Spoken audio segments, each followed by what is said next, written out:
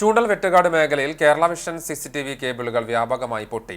ഒരാഴ്ചക്കിടെ മേഖലയിൽ കേബിൾ പൊട്ടി internet, cable TV സംവിധാനങ്ങൾ തകരാറിലാകുന്നത് രണ്ടാം തവണയാണ്. തൃശൂർ കുന്നംകുളം പാതയിൽ റോഡ് നിർമ്മാണവുമായി ബന്ധപ്പെട്ട് വാഹനങ്ങൾ ആളൂർ വെട്ടുകാട് ചൂണ്ടൽ മേഖലയിലൂടെയാണ് കടന്നുപോകുന്നത്.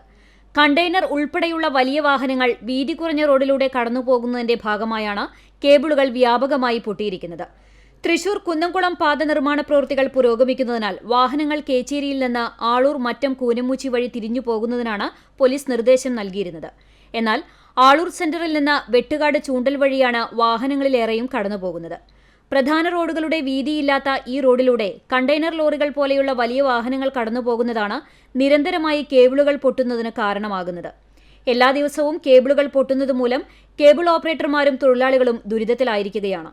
ഇതിനോടൊപ്പം ഇന്റർനെറ്റ് സേവനങ്ങൾ തടസ്സപ്പെടുന്നതിനാൽ ഉപഭോക്താക്കളും വലയുകയാണ്. ഒരു സ്ഥലത്ത് അറ്റകുറ്റപ്പണി നടത്തി പ്രശ്നപരിഹാരം കാണുമ്പോഴേക്കും അടുത്ത സ്ഥലത്ത് കേബിൾ പൊട്ടുന്ന സ്ഥിതിയാണ് നിലവിലുള്ളത്.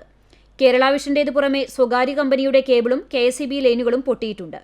കഴിഞ്ഞ ദിവസം രാത്രി ആളൂർ വെട്ടുകാട് റോഡിലൂടെ കടന്നുപോയ കണ്ടെയ്നർ ലോറിയിൽ തട്ടിയാണ് റോഡിന്റെ വശങ്ങളിലായി സ്ഥാപിച്ച കേബിളുകൾ വ്യാപകമായി നശിച്ചിട്ടുള്ളത്. ദ്രുതഗതിയിൽ അറ്റകുറ്റപ്പണി നടത്താൻ കേബിൾ ഓപ്പറേറ്റർമാരും തൊഴിലാളികളും സജീവമായി രംഗത്തുണ്ടെങ്കിലും അടിക്കടി കേബിളുകൾ പൊട്ടുന്നത് കേബിൾ ഓപ്പറേറ്റർമാരെയും തൊഴിലാളികളെയും ഒപ്പം ഉപഭോക്താക്കളെയും ദുരിതത്തിലാക്കിയിരിക്കുകയാണ്. വാഹനങ്ങൾ കടത്തിവിടുന്നതിൽ മുൻപ് നിശ്ചയിച്ച മാർഗനിർദ്ദേശം നടപ്പിലാക്കുന്നതിന് പോലീസ് ഉൾപ്പെടെയുള്ള ബന്ധപ്പെട്ട അധികാരികൾ തയ്യാറാകണമെന്നാണ് കേബിൾ ഓപ്പറേറ്റർമാരുടെ ആവശ്യം.